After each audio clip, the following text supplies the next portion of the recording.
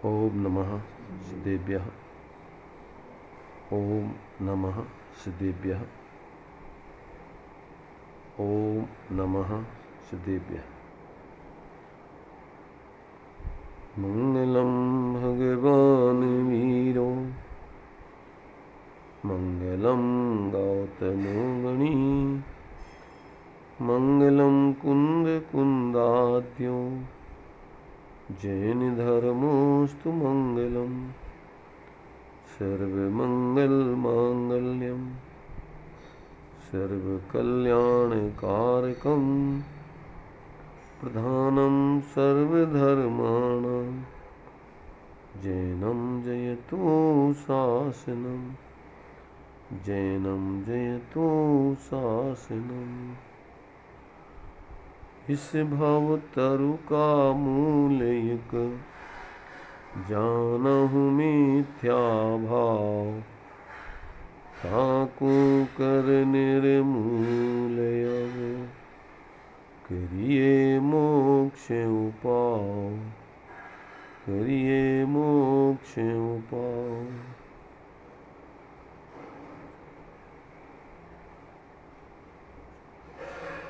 उसको बोल गया आवाज कम करे केवल लगा देना है। मैं बोलिया नहीं आप ही बोलिया हाँ क्या ना आवाज बर्तनों की आवाज कम करना। हाँ कोई भी चीज़ों की आवाज़ नहीं। विषय अपना जो है यहाँ पर मोक्ष मार्ग प्रकाशक जी का 7वां अधिकार है। उसमें जो जैन हैं फिर भी जो है उनके जीवन में सही जैनत्व प्रकट नहीं होता है। उसका कारण है कि वो वस्तु स्वरूप के बारे में अन्यथा प्रकार से जान मान करके और प्रवर्तन करते हैं।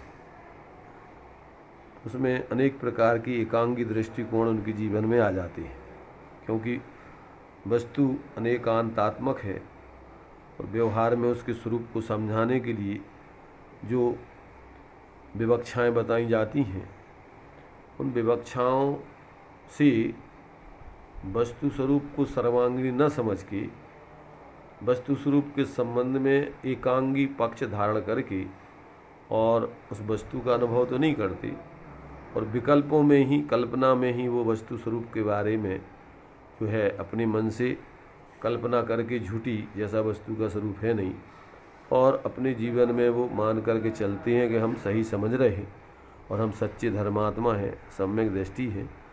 तो आचार्य कहते भाई तुमने जो है भ्रांति कर ली है, तुमने वस्तु स्वरूप को सही नहीं समझा। एक एक अंग एक एक अंश को पकड़ के और तुम जो है वस्तु स्वरूप मान रहे हो, वो वस्तु स्वरूप ऐसा है नहीं। तो यहाँ पर अपने लिए वो जो वस्तु में जो अनेक पक्ष हैं, सामान्य विशेष एक अनेक परस्पर ऐसे विरुद्ध धर्म अनंत गुण और उसके द्रव्य गुण पर्याय आदि के भेद, उनमें वो जब तक स्वरूप का अनुभव नहीं होता है तब तक व्यक्ति को तत्संबंधी भ्रांति दूर होती नहीं। शास्त्रों से कितना भी समझ लो परंतु जब तक अनुभव नहीं करोगे निर्विकल्प होके अभेद वस्तु का, तब तक जीवन से भ्रांति जाएगी नहीं और शांति आएगी नहीं। क्योंकि शांति कोई वस्तु के संबंध में विचार करते रहने से नहीं आती। वस्तु का आश्रय करके परिणति में निर्विकल्पता होने पर, गुणस्थान प्रमाण स्वाश्रय से वीतरागता होने पर, राग द्वेष मोह का अभाव होने पर शांति आती है। और जो लोग मात्र कल्पनाओं में ही और इस प्रकार से वस्तु स्वरूप को समझकर और अनेक प्रकार की जो है एक एक दृष्टिकोण लेकर के जितने संप्रदाय बनते हैं धर्म के नाम पर लोक में, धर्मांध रूप से माने वस्तु स्वरूप के अनुभव किए बिना, वो सब कहीं ना कहीं एकांगी पक्षों को लेकर के बनते हैं और अपने संप्रदाय में माने हुए विचार प्रवृत्तियाँ उनको सही और अन्य लोगों के संप्रदाय उनकी प्रवृत्तियाँ उनके विचार उनको झूठा। तो परस्पर में सामान्य व्यक्तियों से भी ज़्यादा उनकी बदतर दशा हो जाती है, क्योंकि सामान्य व्यक्ति तो मानवता के हिसाब से सबसे प्रेम करते हैं, एक दूसरे के संग अच्छा व्यवहार करते हैं, परंतु ये धर्मांधता को धारण करके दूसरे धर्म संप्रदाय वाले को अपने से विरोधी मानते हैं, उसको गलत मानते हैं, उसके लिए अधर्मात्मा मानते हैं, नास्तिक मानते हैं, मिथ्या दृष्टि मानते हैं। माने जिस संप्रदाय में धर्म के लिए जो मान्यता हो वैसी मान्यता सामने वालों में नहीं है, तो वे मानते हैं कि ये वास्तव में अधर्मात्मा हैं और धर्म के विपरीत हैं। इसलिए उनके प्रति उनका कभी भी सहज जो एक सामान्य व्यक्ति के प्रति जो मानवता की दृष्टि से प्यार होता है, लगाव होता है, संयोग आदि का भाव, वो भी खत्म हो जाता है। उनको बहुत एक प्रकार से दुर्भावपूर्वक खोटी दृष्टि से देख करके उनके प्रति सदा उनके अंदर जो है अभिप्राय में खोट चलती रहती है। तो यहाँ पर आचार्य कहते हैं कि भैया देखो, धर्मात्मा सम्यक दृष्टि तो जीव मात्र के प्रति स्वभाव से तो एक जैसा सब है ही, पर्याय में क्षणिक भूल होती है, तो उस पर्याय की भूल से वो जीव सर्वथा थोड़ी कोई गलत हो गया, वो तो क्षणिक भूल है, कभी भी उसकी समझ में आ जाए और वो अपनी भूल सुधार के स्वाश्रय से धर्मात्मा बन सकता है। इसलिए उसको सुधरने की सदा गुंजाइश रहती है, संभावना रहती है। इसलिए उसके प्रति एक धारणा बना करके और एक जैसे उसके प्रति विचार करके वो दुर्भाव करते रहना ये अच्छी बात नहीं है। तो यहाँ तो ये कह रहे हैं कि भाई तुम पहले तो सम्यक प्रकार से, क्योंकि उस अभेद वस्तु को समझाने का व्यवहार में और कोई उपाय नहीं है, उसको खंड खंड करके संयोग आदि की तरफ से आपको संकेत मात्र किए जा सकते हैं। तो वो संकेत तो अपने लिए सापेक्ष हैं, उस वस्तु को उस वस्तु तक पहुंचाने के लिए मात्र एक व्यवहारिक माध्यम है। मात्र उन संकेतों को ही पकड़ के और उसी में अटक जाना और उसी कल्पनाओं में अपन वस्तु स्वरूप को सही मान के धर्मात्मा मान लेना, ये जो है कहते हैं सामान्य अज्ञानियों से भी उसकी बदतर दशा हो जाती है। पर उसको समझा पाना क्यों कि जब गलत को सही मान लिया तो अब उसको सही कौन समझाए। अगर गलत को गलत समझे तो समझाया जा सकता है, परंतु जो गलत को सही मान के बैठा है तो उसको कौन समझाए। जैसे लोग में बोलते हैं कि सोने वाले को तो जगाया जा सकता है, परंतु जो सोने का नाटक कर रहा हो, सोने का जो है उसके अंदर जो है उठना ही नहीं है जिसको, तब उसको कौन उठाए। तो ऐसे ही मूर्ख अविवेकी अज्ञानी को तो समझाया जा सकता है, पर समझदार मूर्ख अज्ञानी को कोई नहीं समझा सकता है। विनोद भाई, समझदार मूर्ख अज्ञानी समझते हो?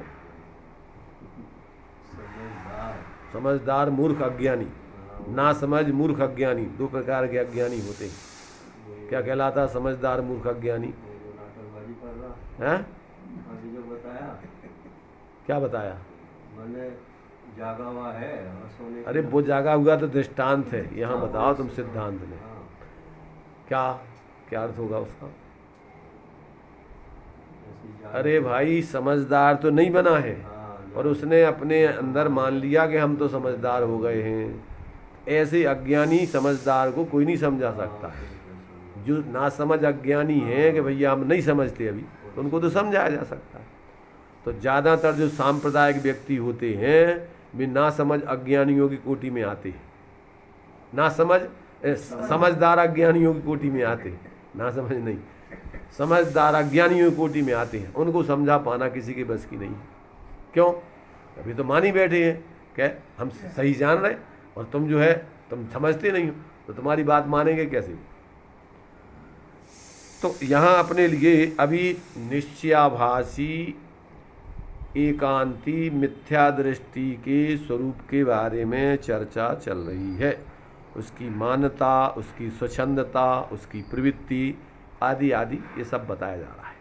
तो अभी उसकी मान्यताओं के बारे में अपन ने चर्चा कर ली थी, अभी उसकी स्वच्छंदता के बारे में चर्चा चल रही है। अब उसकी स्वच्छंदता के बारे में मैंने उसके लिए जो है अनेक प्रकार की उसने आगम से तर्क दे करके और जो व्यवहार पक्ष का कथनचित निषेध किया है प्रयोजन साधने के लिए, उसने सर्वथा उस व्यवहार पक्ष का क्या है निषेध मान करके और जीवन में पर्याय में उसके स्वाश्रय से मोक्ष मार्ग तो प्रकट हुआ नहीं है, और उस द्रव्य स्वभाव, सामान्य स्वभाव, अभेद स्वभाव, नित्य स्वभाव को ही पूरी वस्तु मान करके पर्याय पक्ष को नकार दिया और कहता है ये सब चीज़ें अपन को कुछ करने धरने नहीं, करने इसकी ज़रूरत बाहर की कुछ नहीं। ऐसा जीव जो है अपन यहाँ तक आ गए थे कि वो जो है जो कार्य बनेगा अपने आप बनेगा, उसके लिए हम क्या कर सकते हैं। तो कहते भैया जो कार्य बनेगा तो वो तो लौकिक और पारलौकिक दोनों बनने चाहिए। तू लौकिक कार्यों में तो पूरी सावधानी रखता है और धर्म के कार्य में कहता है कि जो प्रारब्ध अनुसार होना होगा तो हो जाएगा। तो अगर मानता है तो दोनों तरफ मान, उधर भी तू अगर पुरुषार्थ उधर करता है तो उधर भी कर। तो ये अपन ने यहाँ पढ़ा था।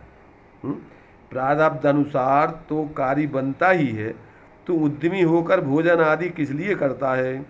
यदि वहाँ उद्यम करता है तो त्याग करने का भी उद्यम करना योग्य है। जब प्रतिमावत तेरी दशा हो जाएगी तब हम प्रारब्ध ही मानेंगे, तेरा कर्तव्य नहीं मानेंगे। इसलिए स्वच्छंद होने की युक्ति किस लिए बनाता है। बने वह प्रतिज्ञा करके व्रत धारण करना योग्य ही है। माने अपने लिए अनावश्यक विकल्पों से हटने के लिए जो अपने लिए मैं छोड़ दूंगा पढ़ना। जो अपने लिए क्या है जीवन में उपयोगी नहीं है, ऐसे अनावश्यक कार्यों की प्रतिज्ञा करके कि भैया इनका जो है हमारा त्याग, अब इस संबंधी हम कोई जिम्मेदारी कोई संकल्प विकल्प नहीं करेंगे, ऐसा त्याग करके वो तत्संबंधी विकल्पों को छोड़, ऐसा जो है यहाँ पर कहा। अब आगे जो है देखिए और भी उसकी क्या क्या माने स्वच्छंद पने की वृत्तियाँ हैं, कैसी उसकी मान्यता आदि है, वो इसको बता रहे। तथा वह पूजन आदि कार्य को शुभाश्रय जानकर ही मानता है, सो यह सत्य ही है। क्या सत्य ही है कि भाई पूजन आदि कार्य शुभाश्रय हैं और वो छोड़ने लायक ही है परमार्थ से, तो ये तो सत्य है तेरी बात। परंतु टोडरमल जी का परंतु बहुत गहरा मर्म लिया जाता है। तेरी बात बिल्कुल सही कह रहा है तू, परंतु ये बता हमारे लिए, यदि इन कार्यों को छोड़कर तू शुद्धोपयोग रूप हो तो भला ही है, और विषय कसाय रूप अशुभ रूप प्रवर्ते तो अपना बुरा ही किया। अगर तू इस कार्य को छोड़कर और यदि ऊंची प्रवृत्ति करता है तो श्रेष्ठ है, छोड़ने ही लायक है। और तू ये कार्य छोड़ के, बीच का कार्य छोड़ के और नीचे का कार्य करने लगे तो तू तो और अपना आहित करेगा और अन्य से गिर गया। तो ये तो तेरे लिए ऐसा तर्क देना उचित नहीं है भाई। वो तो सापेक्ष है, जो भी कथन है सापेक्ष है, और प्रवृत्ति है वो भी तेरी है भी साधक दशा में सापेक्ष है। तो इसमें तो चुनाव करना है 24 घंटे। लोक में भी अपन देखते हैं 24 घंटे अपन चुनाव में जी रहे हैं। सुबह उठते हैं, अपने दिमाग में दिन भर बहुत काम है, अब चुनाव करना है कि सबसे पहले कौन सा काम करना है। अब तू जो है सुबह पूजा पाठ का स्वाध्याय का कार्य छोड़ के और दूसरे कार्य में लग जाए तो अब सुबह का कार्य स्वाध्याय वगैरह तो जो समय पे होता है वो तुझे मिलेगा ही नहीं फिर, और रूढ़ी और फिर संसारिक काम तो तुझे करते ही रहने पड़ेंगे। इसलिए 24 घंटे अपन को जो भी कार्य करना है उसमें भी प्रति समय अपन को चुनाव करना पड़ता है। इसकी अपेक्षा ये पहले के ये बाद में करना तो सब है, ऐसे ही छोड़ना तो सब है, परंतु अभी हम किस भूमिका में हैं, अभी कौन सा छोड़ने लायक है। अभी बड़े पाप छोड़ करके छोटे पाप बाद में छोड़ना है कि पहले छोटे पाप छोड़ के बड़े पाप करते रहना है। तो ये तो विवेक होना चाहिए ना। अरे भाई परीक्षा में भी अपन देखते हैं कि जो प्रश्न अपन को 5 या 7 प्रश्न उसमें आए हैं, या 5 ही करना है, 5 आए हैं, और अपने लिए मान लीजिए कि 3 प्रश्न तो बिल्कुल पूरा पता है पक्का कि ये कैसे है, और 2 प्रश्नों में अपन को डाउट है, कौन सी प्रश्न पहले करना। अब डाउट में लग जाएगा तो समय कौसी में लग जाए पूरा, और फिर वो जो जानता था वो तू कर ही नहीं पाएगा। तो ये तो तेरी बुद्धिमानी है ना वहाँ, कि जो तुझे पूरे पक्के पता है तो पहले तो तू उनको कर, और फिर जो कुछ तुझे डाउट वाले हैं वो बाद में देखना। ऐसे ही यहाँ मोक्ष मार्ग में भी अभी आपको सारा पराश्रय छोड़ना है। पर जब तक अभी तीव्र संसार बढ़ाने वाले पराश्रित भाव हैं, अशुभ भाव हैं, तो कहते उनको पहले छोड़ो, और फिर जो मोक्ष मार्ग में सहचर भूत रहें तो कम से कम तेरे लिए मोक्ष मार्ग के अनुकूल वातावरण तो मिलता रहेगा। इसलिए उनको बाद में क्रम से छोड़ना। अब एक साथ छोड़ सकता है तो पूरे छोड़ के स्वरूप में लीन होकर अंतर्मूर्त में केवल ज्ञान पाले, भरत चक्रवर्ती जैसा। अब वो तो तेरी अभी क्षमता दिख नहीं रही, और इस काल में तो वो ऊपर श्रेणी की व्यवस्था नहीं है। इसलिए भाई ये अपने लिए तेरी इस प्रकार की जो विचारधारा है सही नहीं है, और जो तेरी मान्यता और प्रवृत्ति है सही नहीं है। तो आगे कहते हैं सोपयोग से स्वर्गा देखो, मिल गया विनोद, पढ़ो जोर से। शुभोपयोग से स्वर्ग आदि हो, अथवा भली वासना से या भले निमित्त से कर्म की स्थिति अनुभाग घट जाए तो सम्यक आदि की भी प्राप्ति हो जाए, और अशुभोपयोग से नरक निगोद आदि हो, अथवा बुरी वासना से या बुरे निमित्त से कर्म की स्थिति अनुभाग बढ़ जाए तो सम्यक आदि महादुर्लभ हो जाए। देखो कितनी कितनी चीजें ली हैं। सोपयोग, भली वासना, भले निमित्त ये जो है तुम्हारे लिए क्या है, इससे तुम्हारे 3 प्रकार से परिणामों की कहते हैं विशुद्धि बनती है। काय काय से, एक तो अपना उपयोग शुभ रहे, दूसरा अंदर में तेरी अभिप्राय वासना कैसी हो, सही हो वे, धारणा, भली वासना माने धारणा, धारणा ज्ञान, धारणा ज्ञान में तेरे सही निर्णय आदि हो। तो उससे क्या होगा, जैसे मान लीजिए कि जो भी तूने मान्यता बना रखी है, उस मान्यता से अभी प्रवृत्ति तो कर नहीं रहा है। जैसे वो दृष्टांत दिया था ना कि जो अवरति माने जो प्रवृत्ति परिणमन और अभिरमण 2 प्रकार से बंद होता है।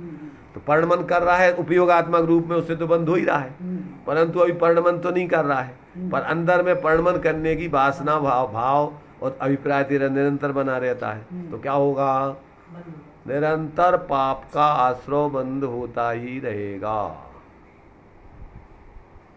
समझ में आ गया। वो प्रवृत्ति और अंदर में अभिप्राय और जो तुम्हारे अंदर में जो है उस जाति के कार्य करने की अंदर में भाव लब्धि धारणा ज्ञान में जमा रखा है, वो उससे निरंतर आश्रय।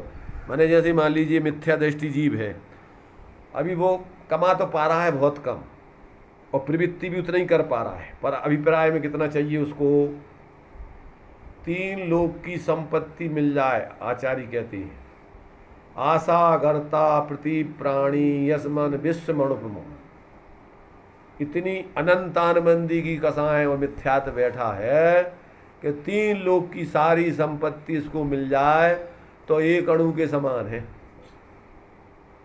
कितना आश्रयबंद हो रहा है, उपयोग से तो तू जितना कर पा रहा है उतना आश्रयबंद, पर अंदर में वासना का कितना आश्रयबंद है, अनंत संसार का आश्रयबंद चल रहा है।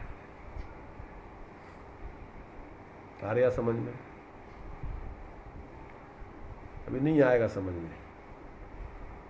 जो मिथ्या धारणा बना के अपने अपनी कल्पनाओं से अपने को धर्मात्मा समझदार मान के बैठ जाते हैं, उनको समझ में बहुत आना बहुत, क्यों अरे ये तो यार पता नहीं कहाँ की अपन जो मानते हैं वही बात सही है, उसका मिथ्याभिप्राय, उसकी कुटेव उसको हटने नहीं देती वहाँ से। जो अपन बोलते हैं पूजन में, हे भगवान राग सहज जग में रुले मिले सरागी दीप, बीतराग भेंटो अवे मेटो हमारी कुटीब। अब हमारा बीतराग से भेंट हो गई, झूठी बातें बोलता है। बीतराग से भेंट कब होती बताओ? अरे जब बीतराग से भेंट होती है तो कुटीब मिटती है। बीतराग माने अपना स्वभाव से जिस दिन भेंट हो जाएगी उस दिन कुटीब रहेगी तुम्हारी। तो आज तक तुम्हारी अब बीतराग भेंटो अबे, अब बीतराग से भेंट कितने होगी तुम्हारी? अभी बाहर में भी तू बीतराग का स्वरूप ही नहीं जानता है, औपचारिक रूप में बीतराग से भेंट मानता है, काल्पनिक रटी रटाई। ये तो तूने रेडीमेड दूसरों ने लिख दिया, तूने जिनकी हो गई भेंट उनने लिखा है। दौलत राम जी कहते हैं मिट गए होते मेरे मिथ्यात मेरे उदय रवि याद नहीं, ये तो भूधरदास जी कहते हैं। वे तो तुम्हारे सब ज्ञानी कहते हैं दौलत राम जी कहते हैं पशु नारक नर सुर गति मझार भव धर धर मरियो अनंत बार अब काल लब्धि बल ते दयाल तुम दर्शन पायो भयो खुशाल मन शांत भयो मिट सकल द्वंद्व चाख्यो स्वातम रस दुख निकंद। ये भाई बीतराग से भेंट उनकी दो ही तरफ से होते भगवान को समझो इतने अपने को समझो, बस हो गई। अब हम आओ, अब क्या हो गया, अब चाख्यो स्वातम रस दुख निकंद, अब दुख को दूर करने वाला, अब सुख को देने वाले, ऐसे ही अपने उस आत्मा का साक्षात्कार हो गया। अब ताते अब ऐसी करो नाथ बिसरे न कभी तुम चरण साथ, कौन से कह रहे, व्यवहार में भगवान से उपचार से कह रहे, परमार्थ से अपनी आत्मा ही से कह रहे।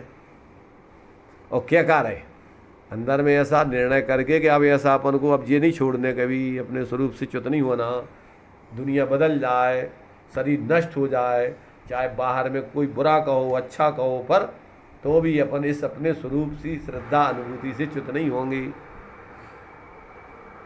तो क्या हो गया पंचम काल का कार्यक्रम है सब है, सब जितने व्यवधान है वे सब आएंगे, इसको लगा दो आराम से आराम से। मजबूरी क्या है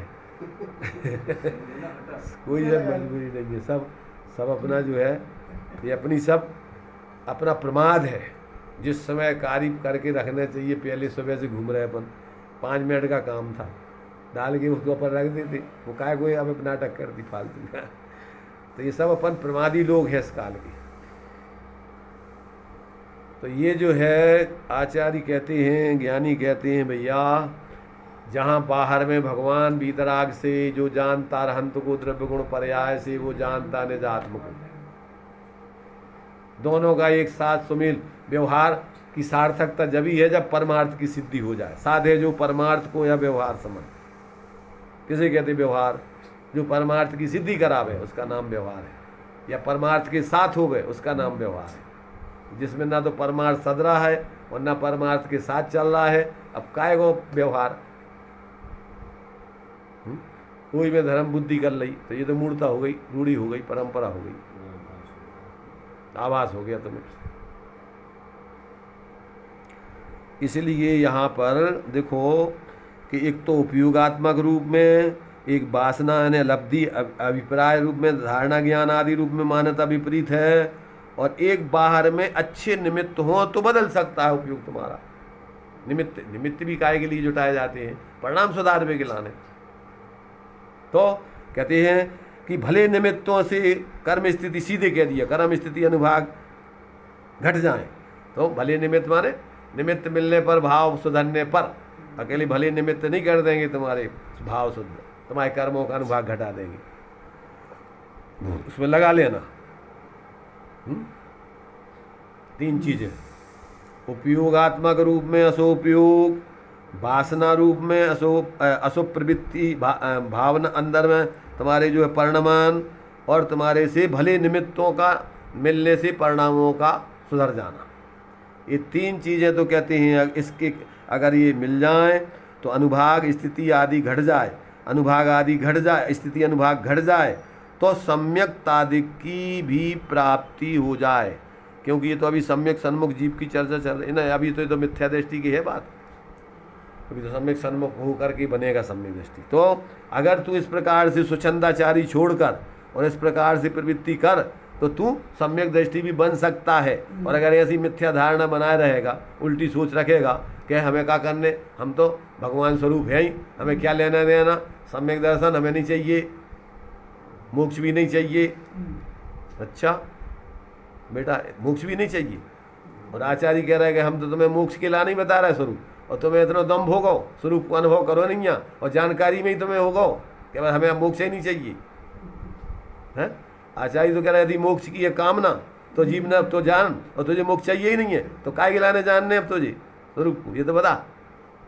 इसी का नाम है निश्चयाभासी मिथ्या दृष्टि, इसको पर्याय का विवेक नहीं है, और ऐसा दम्भ से बोलने लग गया। आचार्य तो कह रहे 3 लोग त्यों काल माई नहीं दर्शन सो सुखकारी, सकल धर्म को मूल यही, और तुझे चाहिए ही नहीं है, बुद्धि का दिवाला निकल गया तेरी है। अरे ऐसा तो बड़े बड़े चार चार ज्ञान के धारी वे भगवान के सामने 24 घंटे के भगवान, हे प्रभु मैं दीनहीन पामर हूँ, और तूने थोड़ी जानकारी कर ली और अहंकार में फूल गया, जनवाणी के विपरीत बोलने लग गया, सामान्य लोगों को भ्रमित करने लग गया, उसका अभिप्राय तो बताता नहीं है और बस ऐसी गोल गोल बातें करता रहता है। इसलिए ऐसे लोगों की बहुत दुर्दशा होती है, जो लोग वास्तविकता को नहीं समझते हैं, भ्रमित होकर के खुद भ्रमित रहते हैं और दूसरों को भ्रमित करते हैं, और भोले जीव हैं, जिसके पुण्य का उदय होता है उसके पीछे लग जाते हैं। वे नहीं सोचते हैं कि जो धर्मात्मा है क्या धर्मात्मा है कि मानी है क्या का है। लोक में बाहर में तो भीड़ पिछलग्गू भीड़ की भीड़ जो है क्या होती है, जन साधारण तो भोली जनता भीड़ की पिछलग्गू होती है, भगवत के पीछे चलती है। इसलिए प्रदर्शन करते हैं लोग, शक्ति प्रदर्शन, जो लोग झूठे लोग होते हैं। सही लोगों को तो काय की शक्ति बाहर में प्रदर्शन करना कि अंदर में अपने स्वरूप को देखना और साधना करना गुप्त रह करके। तो स्वोपयोग से स्वर्गाधिक हों अथवा भली वासना से या भले निमित्त से कर्म के स्थिति अनुभाग घट जाएं तो सम्यक्त्वादिक की भी प्राप्ति हो जाए। और असोपयोग से, तीनों चीज़ें यहाँ लगाना, असोपयोग से नरक निगोद आदि हो जाएं अथवा बुरी वासना से नरक निगोद आदि हो जाएं अथवा बुरे निमित्त से क्या हो जाए, वो स्थिति अनुभाग आदि बढ़ जाएं तो सम्यक्त आदि महादुर्लभ हो जाएं। इसलिए ज्ञानी तो कहते हैं भैया सत्संग सर्व सुखों का मूल है। जिस भूमिका में व्यक्ति हो, निचली भूमिका में जैसों की संगति करता है वैसे उसके परिणाम होने लगते हैं। इसलिए जानबूझ करके अपने लिए कैसी भी, जब तक अपन पूर्ण ऊंचाई को प्राप्त नहीं हो जाए, ऊंचे लोग भी ऐसे निमित्तों से बुद्धिपूर्वक दूर रहते हैं। तो तेरी तो अभी क्या बिसात है। भली वासना यानी आत्मिक की वासना, अभी हमने बताई नहीं वासना, अभी नहीं समझाई वासना। क्या बताई वासना? धारणा में अपन ने जो अपनी जमा रखा है, अभिप्राय बना रखा है, उससे निरंतर आश्रय बंद होता रहता है, उपयोग भले ही नहीं हो रहा।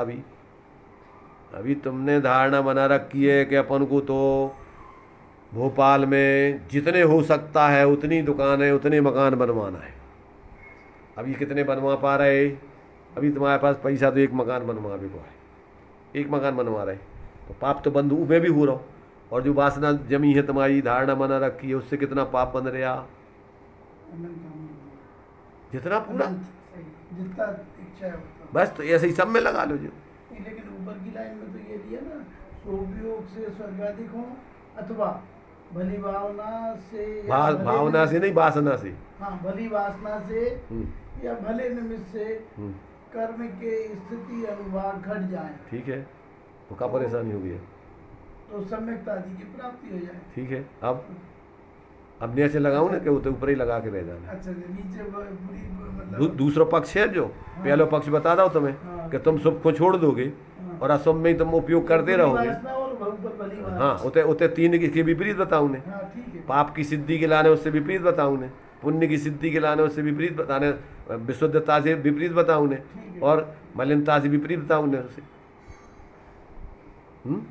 तो ऐसे उल्टी वासना चल रही, नीचे बुरी वासना, ऊपर भली वासना चल रही। ऊपर की भली वासना में भैया अपन को सब छोड़ने हैं, अभी नहीं छोड़ पा रहे, पर वासना अंदर में तुमने ये धारणा में, ज्ञान में तुमने जो है क्षयुपसम ज्ञान में, और आपके जो है कौन से ज्ञान में, मति ज्ञान के अंतर्गत धारणा ज्ञान होता है, अवग्रह या अवाय धारणा। तो उस धारणा ज्ञान में आपने मति श्रुतक ज्ञान से निर्णय कर लिया कि भैया ये सब अपना एक परमाणु मात्र नहीं है, अपन को तो वास्तव में कछु है ही नहीं है, ग्रहण करो नहीं है, तो अपन परिग्रह करने अपन को जितो है वही बहुत है। अपन तो जो है इसको सब कुछ छोड़ के वो दिन कब आएगा कि अपन बिल्कुल निर्विकल्प होकर के साधु बन के आराधना करेंगे। अब एक कर तो नहीं पा रहे, परंतु तुम्हें का हो रहा उसे तुम्हारा ने हमेशा विशुद्धता बन रही है। उत तो नहीं कर पा रहा है, जित तो कर पा रहे, निर्वृत्ति लेकर समय समय पर समय निकाल के स्वाध्याय करते, चिंतन मनन करते, सामाय करते, जो भी अष्टमी चतुर्दशी को एक टाइम मानो एकासन करके समय निकाल के पाप कार्यों को छोड़ के धर्म में लगती। अकेले एकासन ही धर्म नहीं है, एक एक बार भोजन कर लो और फुर्सत मिल गई तो अब घर ही नहीं जाने, अब तो खूब कमाओ, पैसा लगाओ। तो समय निकालो तो एक टाइम भोजन नहीं करके आराम से आराम छोड़ वे के लाने है तो कि वो बढ़ा वे के लाने। इसलिए जब तक व्यक्ति को उसके अभिप्राय नहीं समझता है तब तक बिल्कुल मनमाने तरीके से उल्टा ही चलता है। इसलिए ये जब तक व्यक्ति को सर्वांगीण जीवन के रहस्य नहीं समझ पाएगा, और मोटे मोटे थोड़ा बहुत समझ लो और बस बहुत बहुत बड़ा समझदार होगा। अब हमें क्या करने, अब हमें क्या करने जाना पढ़ के हैं? अरे भाई तू ये बता कर नहीं करने तो कर रहा हूँ, तू अब जा बता, तू ध्यान में हैगा, निर्विकल्प साधना कर रहा हूँ, पाप काम में लग रहा हो, धर्म को कार्य का करने हमें है। इसलिए यहाँ कहती हैं भाई देखो, स्वोपयोग से स्वर्गाधिक, माने तू अगर इस प्रकार की स्वच्छंदाचार की सब शुभ कार्य छोड़ करके, और तू क्या है स्वच्छंदाचारी रहेगा, स्वरूप में शुद्ध उपयोग में तो रह नहीं रहा है, और स्वोपयोग तूने बुरा मान लिया, और असुपयोग से तू बच नहीं सकता, क्योंकि जीवन के परिणाम तो 3 प्रकार के होते हैं, या तो शुद्ध उपयोग में रहे, या स्वोपयोग में रहे, या असुपयोग में रहे। तो तू अब स्वोपयोग को तो बंद का कारण जान के उसको करना नहीं है तुझे, और शुद्ध उपयोग में तू रहता नहीं है, रहता क्या तुझे तो पता ही नहीं है वे शुद्ध उपयोग का, तो अब क्या करेगा तू? तो तेरे लाने तो ये दुर्गति है, नरक निगूढ़ आदि है, और फिर आगे अवसर भी नहीं मिलेगा। ये कह रहे सम्यक आदि के चांस खत्म हो जाएंगे। अगर बुरी वासना से और बुरे निमित्तों में रहेगा तो क्या होगा कि तेरे लाने स्थिति अनुभाग कर्मों के, पाप कर्मों के बढ़ जाएंगे, तो तेरे लिए आगे सम्यक आदि होने का अधिकार भी नहीं है। ये है।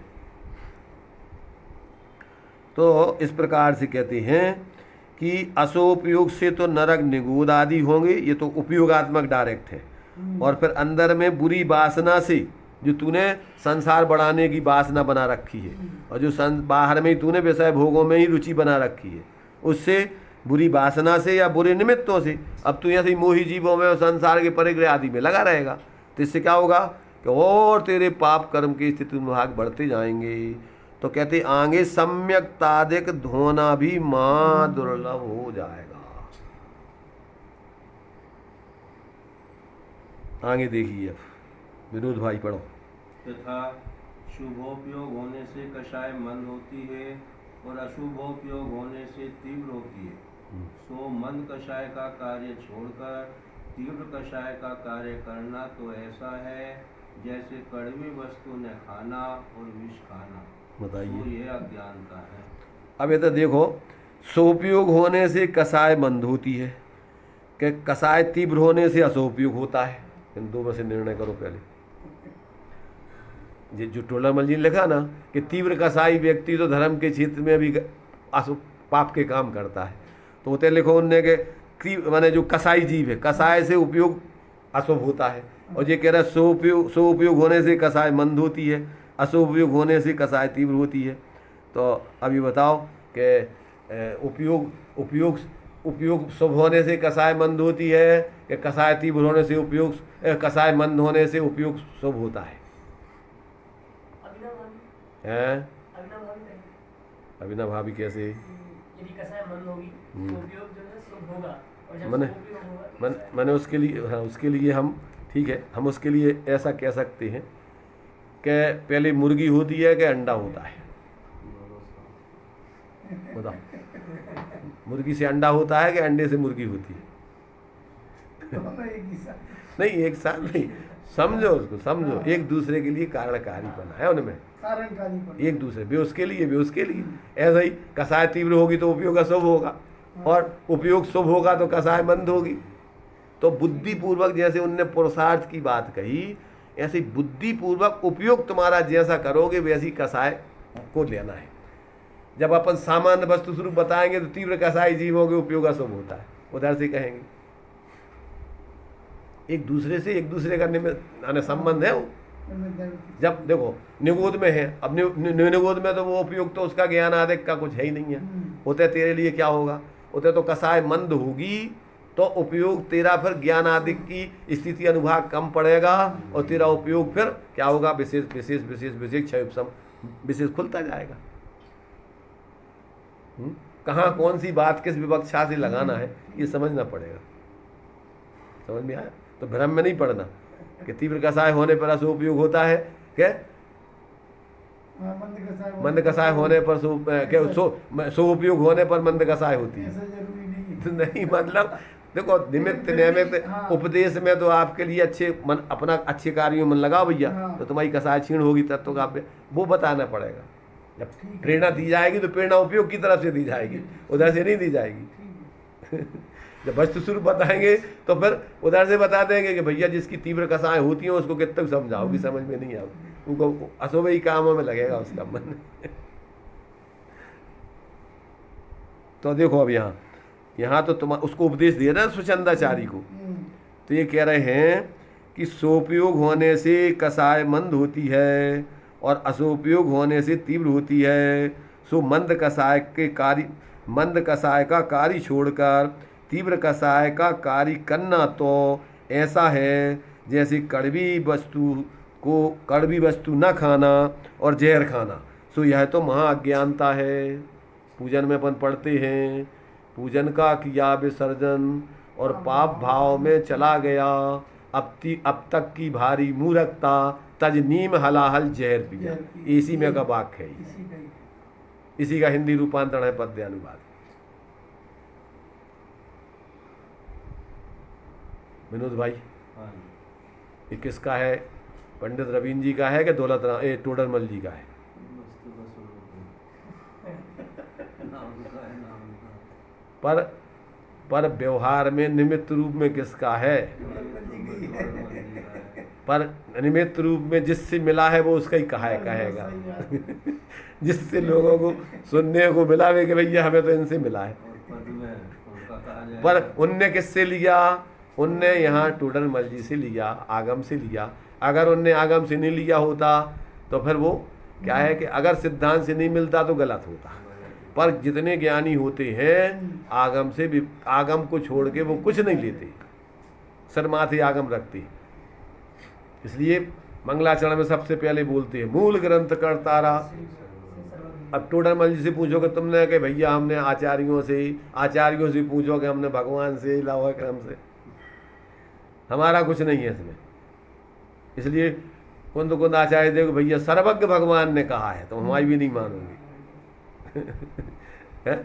किसने कहा है? केवली सुत केवली भणितम। सौ इंद्रों की उपस्थिति में ये बात समूसण में भगवान ने कही थी। है? हम तो क्या है? दासानुदास या फिर डाकिया है हम तो। उनके माल को तुम्हारे तक ले आ रहे हैं। गुरुदेव आरती शब्द लेते हैं इसको, हैं? एजेंट। आड़तिया कहो, उत्पादक का माल तुम्हारे तक हम भेजने के लिए एक माध्यम है मात्र। गुजरात में आड़तिया का विशेष है ना। तो देखो यहाँ पर क्या कह रहे हैं कि सोपयोग होने से कसाय मंद होती है और असोपयोग होने से तीव्र होती है। सो मंद कसाय का कार्य छोड़कर तीव्र कसाय का कार्य करना तो ऐसा है जैसे कड़वी वस्तु ना खाना और विष खाना। सो यह तो अज्ञानता जानो। अब पूजन को छोड़ के और स्वरूप में जाता तो काम को हो, और पूजन को छोड़ के जल्दी पूजन जल्दी करो स्वाध्याय जल्दी करो। कहाँ जा रहा हो? स्वरूप में जा रहा हो तो बोल क्या करो, चलो जाना, कोई रोक रहा होगा तो रिलाने। अरे स्वरूप में जाने के लिए दूसरों को थोड़ी कछु रोकने हैं। तू तो अपने उपयोग को वहाँ से हटाओ, लगा स्वरूप में, तो क्या तकलीफ है तुझे? और तू जल्दी करो मतलब तू जाना है तो तू चला जाए ना पाप में, दूसरों को कोई सब खिलाने काय को ले जावे कि सोच रहा तू? अब बेइज्जती का सवाल है यार। लोग क्या कहेंगे, देखो ये आदमी पागल है, ये तो बताओ धर्म छोड़ के चला गया। इसलिए अपनी इज्जत के पीछे, अपनी नाक कटवाने के पीछे दूसरों की नाक भी कटवाता है। सबकी नाक कट जाए इसलिए सब नाक कटा हो जाएंगे तो अब चलो कोई बात नहीं। क्या क्या क्या बढ़िया है इसकी सोच, देखो आप। अरे तुझे अगर अच्छा कार्य छोड़ना है तो सबके लाने तू सार्वजनिक रूप में क्यों छोड़वाना चाह रहा भाई? है? तेरी बुद्धि दिवाला निकल गया क्या? मूर्ख आदमी मानी व्यक्ति क्या करता है? मानी व्यक्ति हमारी बेइज्जती नहीं हो, सबकी हो जाए संगे तो कोई बात नहीं। और तू बेइज्जती समझ क्या रहा है? अगर बेइज्जती समझता होगा ऐसे गलत कार्य करने में कि तेरा खोटा कार्य है तो काय को करेगा तू? और दूसरों को कराने का तुझे विकल्प कैसे आएगा? कदाचित तुझे मजबूरी में करना पड़ रहा हो तो तू अपनी निंदा करा करके जाएगा कि दूसरों को भी संग ले जाएगा? सोचो भाई अपने लिए, देखो टाइम बहुत कम है, वैसे ही अपन इस काल में अपने पास कम वक्त है। अपन कम वक्त लोग हैं। काय के लाने? धर्म के लाने। और तो अपने पास पूरा टाइम है, फुल टाइम, पाप कामों के लाने, संसार के कामों के लाने। विनोद भाई, पेट भरो कि नहीं? आगे चलें कि रहना है? क्या टाइम तो होगा हो?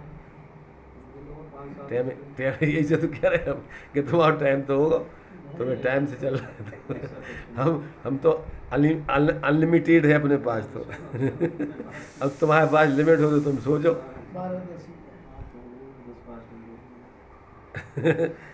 तुम अपनी सोच रहे हो, दूसरों की भी तो सोचने पड़े अब तुम्हें। भाई देखो, यहाँ तो प्रश्नोत्तर ही प्रश्नोत्तर हैं, एक से बढ़ के एक प्रश्नोत्तर हैं। अब तुम जो थोड़ा ले लो, थोड़ा ले लो, थोड़े को काम नहीं है थे, ये तो पूरा लेने पड़े तुम्हें।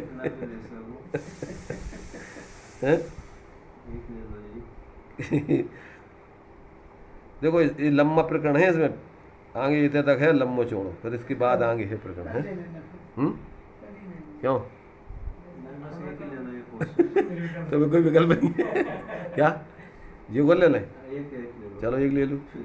फिर वह कहता है, शास्त्र में शुभ अशुभ को समान कहा है, इसलिए हमें तो विशेष जानना योग्य नहीं है। तो समाधान, जो जीव शुभोपयोग को मोक्ष का कारण मानकर उपाधि मानती हैं और शुद्ध उपयोग को नहीं पहचानते, उन्हें शुभ अशुभ दोनों को अशुद्धता की अपेक्षा व बंध कारण की अपेक्षा समान बतलाया है, ना कि समान प्रवृत्ति करने को कहा है। भाई पहले ज्ञान श्रद्धान में कि ये बंध का हेतु है, परंतु तू क्या सब बंध छोड़ रहा है एक साथ? नहीं छोड़ रहा है तो अब क्या करना? प्रवृत्ति में तो तुझे टूटरमल जी कहते हैं कि शुभ को बंध, शुभ को बंध का कारण जानो, प्रवृत्ति मैंने तुम्हारे लिए, परंतु क्या करो? जब तक स्वरूप में शुद्ध उपयोग में नहीं जाता तब तक शुभ उपयोग रूप प्रवृत्ति करो। श्रद्धान में उसको मानो कि वास्तव में ये भी छोड़ने लायक है। कीजिए शक्ति प्रमाण, शक्ति बिना श्रद्धा। श्रद्धा पूरी रखो, पर जितनी शक्ति उतना करो, और नहीं कर पा रहे हो तो अंदर में रखो। पर अब तुम तो अब प्रवृत्ति में तुम जो है जैसे मान रहे, और प्रवृत्ति में तुम्हारे शुद्ध उपयोग में गए नहीं, और शुभ को छोड़ रहे हो और अशुभ में प्रवृत्ति कर रहे हैं। जब कौन सी समझदारी है? तो पहले तो अशुभ छोड़ने दो ना तुम्हें, और फिर शुभ छोड़ने दो स्वरूप में जाके, अकेले मात्र विकल्पों में नहीं कहने की, स्वरूप में जाके छोड़ने दो। तो वो तो कहवे की बात नहीं है, वो तो करवे की बात है।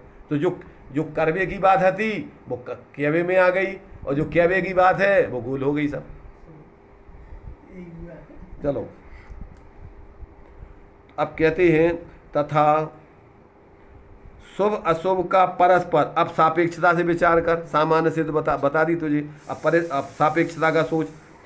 तथा शुभ अशुभ का परस्पर विचार करें तो शुभ भावों में कसाय मंद होती है, इसलिए बंध भी हीन होता है। अशुभ भावों में कसाय तीव्र होती है, इसलिए बंध भी बहुत होता है। इस प्रकार विचार करने पर अशुभ की अपेक्षा सिद्धांत में शुभ को भला भी कहा है। जैसे रोग तो थोड़ा बहुत बुरा ही है, सभी रोग खराब है, परंतु बहुत रोग की अपेक्षा थोड़े रोग को भला भी कहते हैं। इसलिए शुद्ध उपयोग ना हो तब अशुभ से छूटकर शुभ में परिवर्तन करना योग्य है। शुभ को छोड़कर अशुभ में परिवर्तना समझदारी नहीं है, मूर्खता का लक्षण है। आ गई समझ में विनोद भाई? चलो सही बात है। तो जीवन में देखना। चलिए,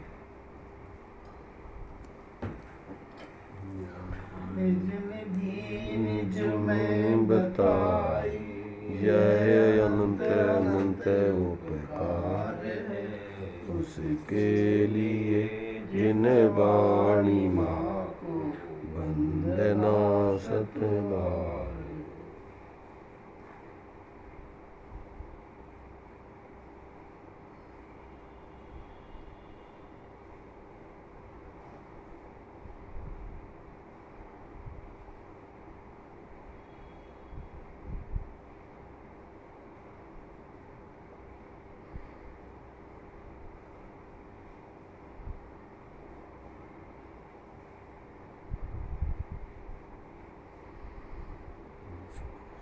द्वादशांग जिनवाणी माता की जय। पंच परमेष्टि भगवंतों की जय।